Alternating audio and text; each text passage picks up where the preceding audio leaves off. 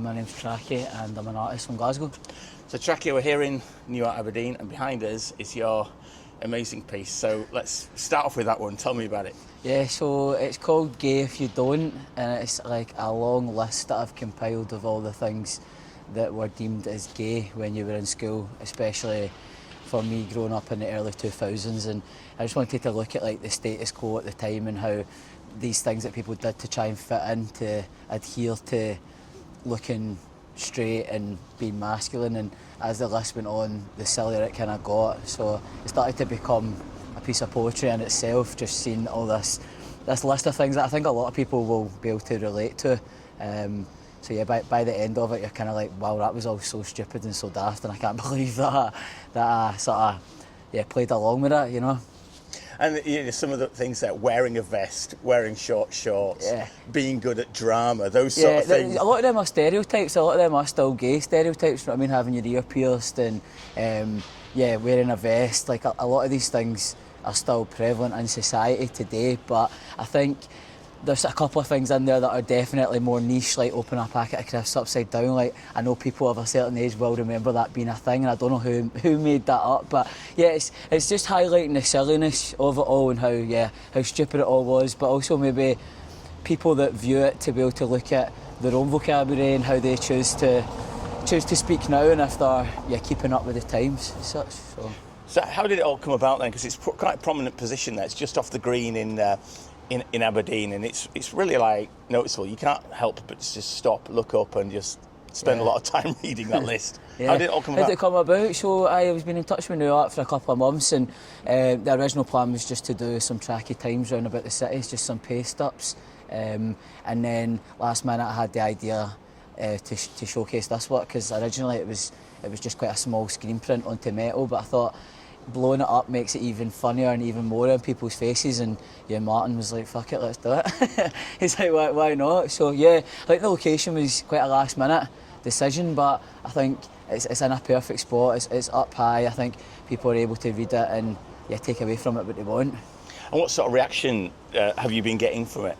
I've only obviously been here for the 2 days, but as we were going up in the cherry picker, like photographing it, people did stop and were like reading it out loud and were laughing. There was a person on FaceTime as well that started reading out to whoever they were on the phone to. So I think the reaction is getting the laughs that I'm like hoping for. So yeah, and sort of subvert the whole ridiculousness of it all. Yeah, definitely. That's a big part. Like I use a lot of sarcasm, a lot of irony in my work. I think humour's an important way of like making everybody feel involved. You know, like.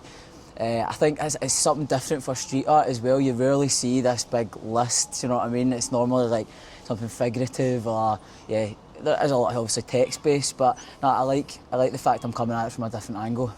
And you mentioned the Trackie Times earlier, so just popping around, there's been lots of these like pseudo sort of news billboard type posters. Yeah. Tell me about Trackie Times. It's something I've been doing for the last couple of years. Again, it's just a way of playing with vocabulary and Scottish patter, and just making people laugh. So it's an ongoing series where if I've got a funny headline in my head, or if there's something happening in the news that I can take the piss out of, then I take full advantage of that. So they're up and around the city. I think there's 20 or 30 of them, but just for people to enjoy. How do you come up with the headlines? What sort of thing attracts you? It attracts me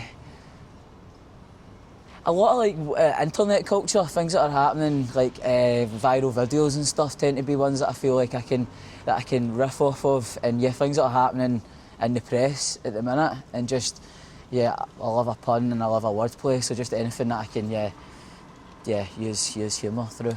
Would you say more? I mean, how would you describe yourself as an artist then? Because the pieces that you've seen, the Trackie Times and the mural that's just behind you, they're very much word pieces.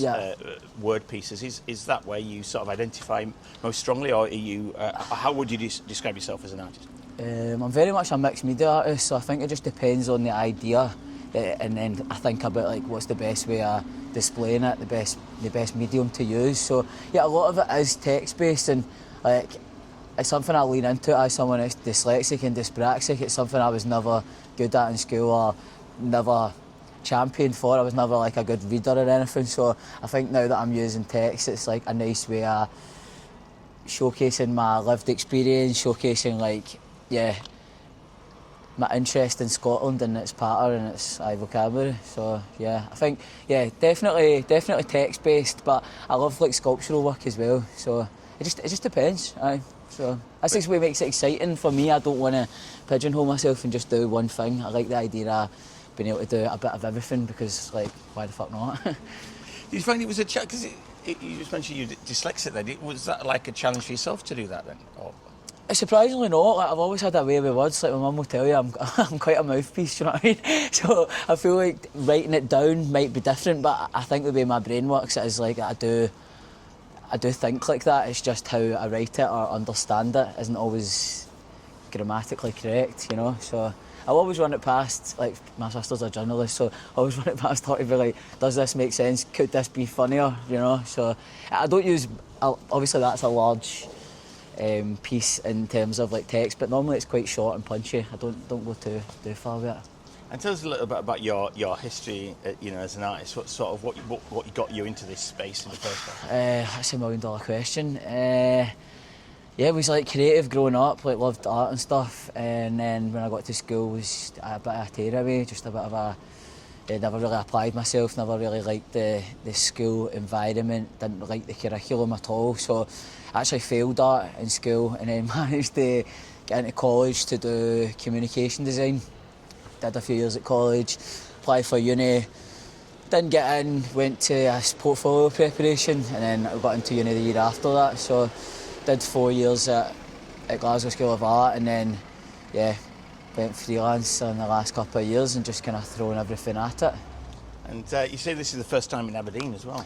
Yeah, so first time in Aberdeen. I know, shameful of me. This is probably the highest I've been up in Scotland, which is so bad. But no, it's been class. It's like a brilliant opportunity to come and see the city as like a tourist, but also as being a part of like an arts festival, and to see like how Aberdeen showcase street art in a way that I don't think a lot of cities in Glasgow, a lot of cities in Scotland do, to be honest. So it's great to see how it's celebrated here, and yeah, I'm buzzing to be a part of it. I feel like it's been a sick experience. There's a bit of a legacy that's built up over the years with Nuart, and obviously you're part of that. So how does it feel to be? I'm honoured. I'm buzzing that I'm a part of it. Like, obviously, a lot of the artists are street artists, and I've done a couple of like billboards and like fly posting out in the streets, but it's not my usual medium. But I'm like glad that I've had this opportunity to like create this big bit of work, and that also will stay there. You know, a lot of the stuff that I've done before has just been ripped down. So the fact it gets to live in the street for however long till the building gets knocked down, I think it's exciting, you know. Yeah, that's not going anywhere. Aye. Primark's in front of it, so I don't think it's going anywhere. Yeah, no, exactly, absolutely, no. The back of Primark. All right, okay, Trackie, thanks so much. Yeah, nice one, man. Cheers, Thank buddy. you.